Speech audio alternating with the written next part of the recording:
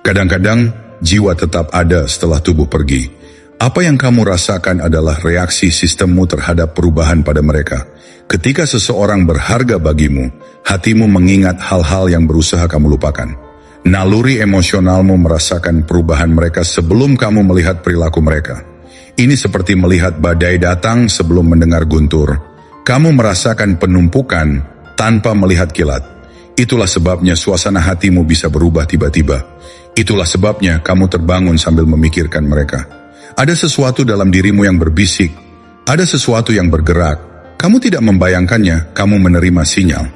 Banyak orang berpura-pura baik-baik saja di luar, tapi di dalam mereka berjuang dengan perasaan yang mereka coba lupakan. Mereka memutar ulang momen-momen yang mereka anggap tidak penting. Mereka mencoba untuk mengabaikan emosi yang sebenarnya mereka miliki. Teman-teman, inilah kebenarannya. Ketika seseorang menolakmu, mereka berharap energimu akan runtuh. Mereka mengharapkan kamu mengejar mereka. Namun, saat kamu memilih untuk diam dan tenang, ketenanganmu lebih berdampak daripada pesan apapun yang bisa kamu kirim.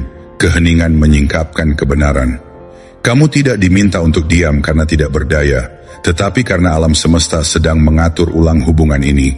Jika kamu mengulurkan tangan sekarang, kamu akan menghentikan proses yang menarik mereka kembali. Ini seperti membuka oven saat kue sedang mengembang. Kamu merusak hasilnya karena tidak sabar. Teman-teman, stoicisme bukan berarti berpura-pura tidak merasakan apapun. Ini tentang memilih untuk kuat daripada bereaksi, mengendalikan impuls, dan waspada terhadap rasa takut. Jika hatimu terasa berat, itu karena kamu selaras dengan emosi yang akhirnya mereka hadapi. Jika kamu merasakannya tiba-tiba, itu karena ada sesuatu dalam diri mereka yang bergerak ke arahmu. Bayangkan seperti dua garpu tala. Ketika satu bergetar, yang lain juga akan bergetar, meskipun tidak bersentuhan. Itulah yang terjadi sekarang. Kamu merasakan getaran penyesalan mereka dan bagaimana mereka memikirkanmu. Kamu terhubung ke frekuensi yang mereka kira bisa diredam. Namun, dengarkan baik-baik teman-teman, jangan bergerak, jangan mengejar. Jangan merusak keseimbangan yang sudah terbentuk. Kekuatan terbesarmu adalah ketenanganmu. Ketika kamu duduk diam, kamu memaksa mereka menghadapi kebenaran tanpa kehadiranmu yang melunakkan dampaknya. Kamu merasakannya karena proses penataan ulang telah dimulai. Dan merekalah yang akan merasakannya paling kuat. Biarkan perubahan itu terjadi. Biarkan alam semesta bekerja. Biarkan mereka menghadapi kerugian yang mereka sebabkan. Jangan ragu. Kamu tidak perlu mencari validasi. Kamu tidak perlu membungkuk. Meskipun hatimu terasa berat selama beberapa menit, tetaplah fokus karena fokus adalah kekuatan. Kamu tetap membumi karena orang yang membumi tidak akan terjebak dalam emosi mereka. Dan kamu tetap tenang karena saat kamu berhenti bereaksi, dinamika akan berbalik menguntungkanmu. Teman-teman, jika kamu ingin perubahan ini terjadi, jangkarlah dirimu di sini. Tanamkan pola pikir ini dalam dirimu. Tulis 4 kata ini di kolom komentar, seolah-olah mengukirnya di batu. Saya memilih tenang. Jangan ragu, jangan mungkin nanti. Jika kamu serius ingin mendapatkan kembali energimu, tulis, segel, dan klaim. Dan karena kamu sudah melakukan kerja batin ini, tekan tombol suka, berlangganan, dan tetaplah bersamaku. Bagian selanjutnya akan mengubah segalanya. Nomor 1, Gemayang Energik. Ada sesuatu yang aneh setelah hubungan yang nyata dan banyak orang tidak menyadari seberapa dalamnya hal itu. Teman-teman, pikiranmu bukan satu-satunya bagian dari dirimu yang mengingat seseorang. Tubuhmu juga mengingat mereka. Sistem sarafmu mengingat kehadiran mereka seperti hutan mengingat jalur angin, suara mereka, kehangatan mereka. Semua itu menjadi bagian dari dirimu. Ketika energi mereka menjauh darimu, ingatan itu terbangun. Apa yang kamu rasakan bukan nostalgia atau kelemahan, itu adalah gema. Kamu merespon sesuatu yang terjadi pada mereka sebelum mereka menyadarinya. Ini sangat langsung dan bisa mengejutkan. Kamu bisa saja sedang mencuci piring atau menggulir ponsel, dan tiba-tiba kamu merasa sesak tanpa alasan yang jelas. Itu membuatmu bertanya, mengapa sekarang? Mengapa saya merasakannya? Kebanyakan orang salah paham. Kamu tidak membayangkannya karena terobsesi, tetapi merasakannya karena jejak emosionalmu terpicu. Carl Jung menjelaskan bahwa ikatan yang dalam menciptakan jembatan bawah sadar. Ini adalah saat ketika seseorang pernah menjadi penting bagimu. Emosi yang mereka tekan bisa meluap dan kamu merasakannya karena kamu terhubung. Sistem sarafmu bereaksi sebelum pikiran rasionalmu bisa menjelaskan. Itulah sebabnya hal ini bisa terasa tidak adil. Kamu berpikir, apakah saya mundur? Tetapi kamu sebenarnya merespon sesuatu yang mereka perjuangkan. Bayangkan dua piano di ruangan yang sama. Jika satu dimainkan, yang lain bergetar meskipun tidak disentuh. Itulah resonansi yang terjadi antara dua orang yang pernah berbagi kedalaman emosional. Saat mereka mulai memikirkanmu, emosi kalian bergetar. Ini bukan karena kamu mengejar, tetapi karena hubungan yang nyata memiliki resonansi yang bertahan lama setelah hubungan berakhir. Ini adalah bagian yang paling menyakitkan. Ini muncul di waktu yang salah. Saat kamu mulai pulih, tiba-tiba tubuhmu bereaksi seolah-olah kamu kembali ke hari pertama. Kamu mulai mempertanyakan segalanya. Mengapa saya merasakannya? Apakah saya tidak menyembuhkan? Namun kebenarannya lebih sederhana. Kamu tidak merasakan emosi kamu sendiri, tetapi apa yang mereka rasakan. Saat kamu belajar melepaskan, mereka berusaha lari dari kenyataan. Kamu telah menyembuhkan secara sadar, sementara mereka menghindar secara tidak sadar. Penghindaran itu akan runtuh, dan kamu merasakannya karena ingatan emosional masih ada. Ini terasa seperti kemunduran, tetapi sebenarnya tanda perubahan stoicisme mengajarkan bahwa perasaan adalah informasi, bukan perintah. Tugasmu adalah mengamati dan tetap tenang saat emosi mereka menyentuhmu. Jika gema terasa kuat di pihakmu, bayangkan betapa kuatnya di pihak mereka. Mereka menghadapi konflik dan tekanan dalam diri mereka. Kamu merasakan getaran, tetapi mereka merasakan gempa bumi. Ketidakseimbanganmu muncul sebagai momen penyesalan dan kenangan yang kembali. Mereka tidak bisa menjelaskan, dan inilah mengapa kamu tidak bergerak. Biarkan mereka menghadapi apa yang mereka hindari. Apa yang kamu rasakan bukan beban, tetapi bukti bahwa koneksi masih kuat. Itu menunjukkan bahwa ingatan emosional tetap ada. Diam dan ketenanganmu adalah perbedaan antara mengulang masa lalu dan menciptakan masa depan di mana kamu tidak lagi mengejar. Jadi bernapaslah, duduk tegak dan pertahankan pendirianmu. Tidak ada yang rusak. Sesuatu sedang terbangun. Kamu tidak terjatuh, tetapi naik level dalam kesadaran. Setiap kali gema itu muncul, ingatlah bahwa ini bukan rasa sakitmu, tetapi resonansi yang bergerak melalui dirimu. Tetap tenang. Ketik kata-kata ini di kolom komentar untuk mengingatkan dirimu. Aku tetap pada pendirianku. Nomor 2, jejak emosional. Ada kebenaran yang sering dihindari oleh banyak orang. Ketika seseorang memiliki makna emosional yang dalam bagimu, mereka tidak akan pergi begitu saja. Mereka meninggalkan jejak, bukan bekas luka yang dramatis atau obsesi, tetapi jejak seperti sidik jari di kaca atau penyok yang ditinggalkan oleh buku. Di kasur setelah kamu mengambilnya, kehadiran mereka meresap ke dalam jiwamu, ke bagian yang disebut alam bawah sadar oleh Jung. Jejak ini membuat perubahan emosi mereka dapat memicu reaksi dalam dirimu, meskipun kalian tidak berbicara selama berhari-hari. Jejak ini bukan beban, ini hanya sisa-sisa makna. Bayangkan menekan tanganmu ke tanah liat basah, meskipun tanah liat mengering, bentuknya tetap ada. Sistem sarafmu bekerja dengan cara yang sama. Ketika seseorang membuatmu merasa aman atau dipahami, tubuhmu akan mengingatnya. Begitu pula ketika mereka menyakitimu, pikiranmu akan mengingatnya. Namun, jejak ini bukan untuk mengendalikan hidupmu. Ia hanya ada diam-diam sampai ada sesuatu yang mengguncangnya. Bagian mengejutkan adalah bahwa jejak ini aktif ketika ada perubahan besar dalam hidup mereka. Itulah sebabnya kamu tiba-tiba merasakannya lebih kuat. Itulah sebabnya mereka muncul dalam pikiranmu tanpa pemicu. Mudah untuk panik dan bertanya, apakah saya salah? Apakah saya masih terikat? Namun, kebenarannya lebih bersifat spiritual. Kamu merasakan gangguan di dunia emosional mereka, bukan di dunia emosionalmu.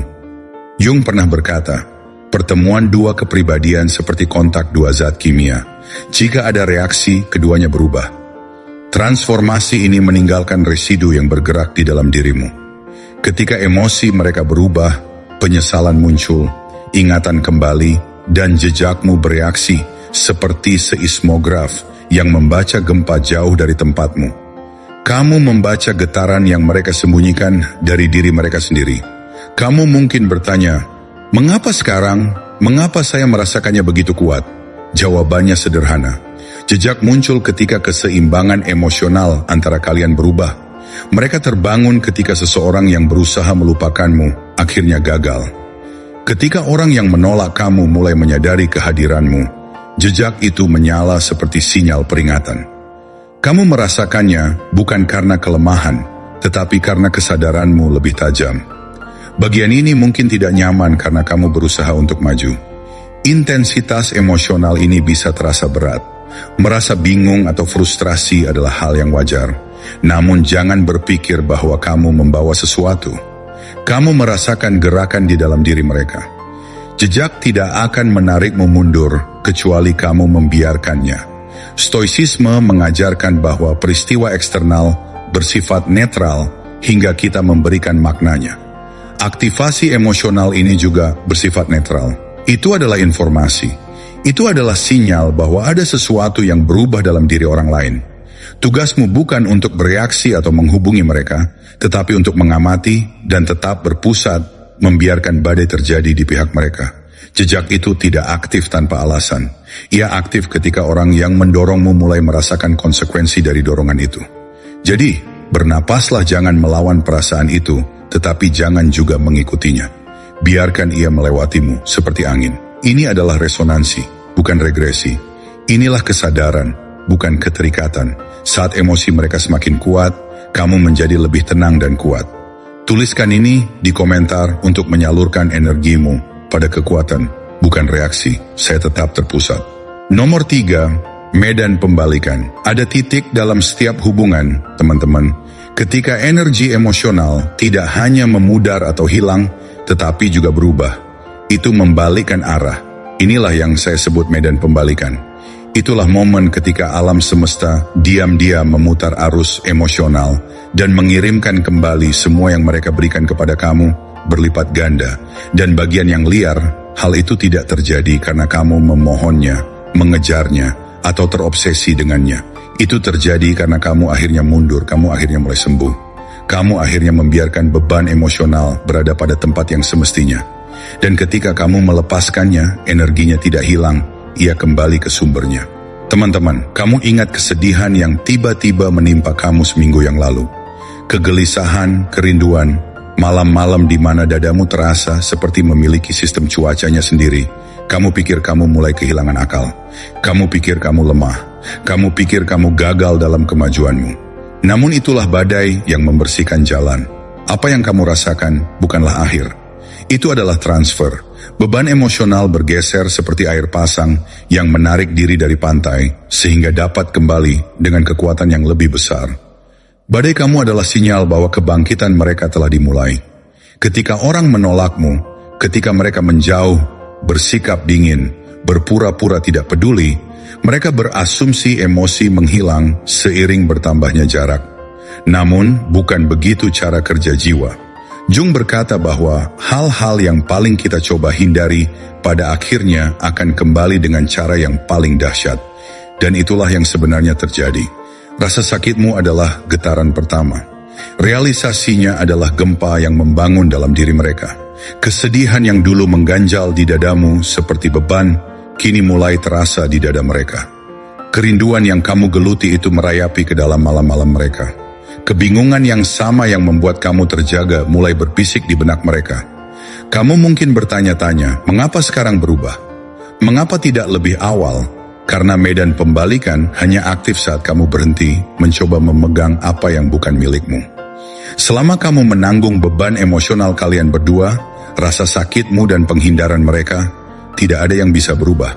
Namun saat kamu mundur, saat kamu membiarkan dirimu merasakan dan melepaskan, saat kamu berhenti meraih dan berhenti bereaksi, medan itu kembali disetel ulang. Keterpisahanmu menciptakan kekosongan, dan sekarang emosi yang mereka lampaui tidak bisa lagi disembunyikan. Bayangkan karet gelang yang direntangkan di antara dua orang. Ketika satu orang menarik diri, ketegangan muncul di pihakmu. Kamu yang merasakan patahannya terlebih dahulu, kamu merasakannya terbakar, Tetapi saat kamu melepaskannya dan kembali ke pusatmu, karet gelang itu terbang ke arah mereka dengan kekuatan peregangan penuh. Itulah medan pembalikan. Fisika, psikologi, mekanika spiritual, semuanya terpadu menjadi satu. Dan inilah bagian yang indahnya. Kerinduan terasa berbeda di pihak mereka. Bagimu, kesedihan datang bersama cinta, kenangan, pertanyaan. Bagi mereka, ia datang dengan penyesalan, dengan kebingungan, dengan kepanikan. Tiba-tiba yang terdengar seperti, "Apa yang baru saja kubuang? Badai emosionalmu jujur badai." Mereka akan merendahkan hati karena mereka harus menghadapi kenyataan tanpa kenyamanan kehadiranmu, tanpa kepastianmu, tanpa kehangatanmu, tanpa usahamu menghaluskan tepian emosi. Mereka akan merasakan beban penuh dari apa yang mereka abaikan. Beban penuh dari hubungan yang mereka anggap remeh. Beban penuh dari semua yang kamu bawa diam-diam, sementara mereka pura-pura tidak memperhatikan. Dan semakin membumi dan tenang dirimu sekarang, semakin kuat pembalikan itu menghantam mereka. Ini bukan balas dendam. Ini konsekuensi. Ini bukan hukuman. Ini kenyataan yang akhirnya mengejar penyangkalan mereka. Badaimu adalah awal dari kebangkitan mereka. Penderitaanmu membuka sesuatu. Pelepasanmu menciptakan perubahan, dan sekarang mereka melangkah ke ruang emosional yang dulu kamu tempati. Kerinduan yang pernah menelan para ksatriamu, kini merayap ke dalam diri mereka. Rasa sakit yang kamu perjuangkan, kini menetap di balik tulang rusuk. Kebingungan yang kamu proses dengan kekuatan, mulai mengaburkan kejelasannya. Jadi jangan panik saat kamu merasakan kesunyian. Jangan pertanyakan, mengapa emosimu tiba-tiba stabil. Jangan ragukan kemajuanmu. Itu artinya medan telah terbalik. Itu artinya tarikannya telah berbalik. Itu artinya mereka akhirnya memasuki babak yang telah kamu lalui. Berdiri teguh, tetap tenang, dan tulis ini di kolom komentar untuk menambatkan kekuatanmu di tempatnya. Aku tetap selaras. Nomor 4, kembalinya yang belum terselesaikan. Ada saatnya teman-teman, ketika semua yang coba dikubur seseorang akhirnya mencakar jalan kembali ke permukaan, dan itu tidak meminta izin. Itu tidak menunggu waktu yang tepat. Itu tidak peduli dengan ego mereka atau citra yang telah mereka perjuangkan dengan keras. Inilah kembalinya yang belum terselesaikan.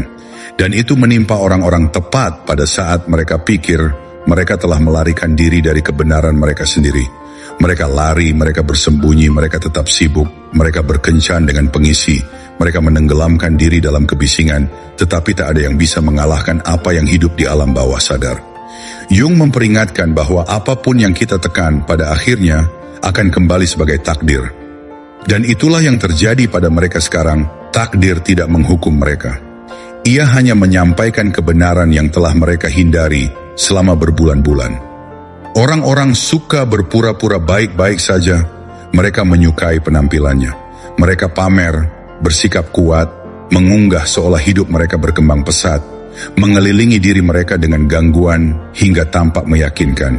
Namun ketika lampu padam dan ruangan menjadi sunyi, emosi yang belum terselesaikan menyelinap masuk melalui celah-celah. Mereka merasa gelisah tanpa alasan. Mereka dihantam oleh kenangan yang tidak mereka undang. Mereka merasakan nostalgia untuk momen-momen yang mereka sumpah tidak penting. Sesuatu membisikkan namamu di benak mereka, dan mereka tidak tahu mengapa itu terjadi sekarang. Mereka menjauhkan koneksi itu secara fisik, tetapi secara internal koneksi itu tidak pernah mati. Mereka hanya menolak untuk melihatnya. Inilah yang terjadi ketika penghindaran gagal. Perasaan yang mereka hindari kembali lebih tajam. Penyesalan muncul lebih keras. Kenangan kembali lebih jelas.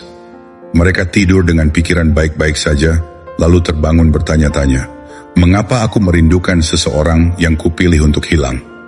Mereka merasakannya saat menjalani rutinitas, saat-saat hening, saat menyanyikan lagu-lagu acak, saat bermimpi di mana wajahmu muncul sebelum mereka sempat menghalanginya.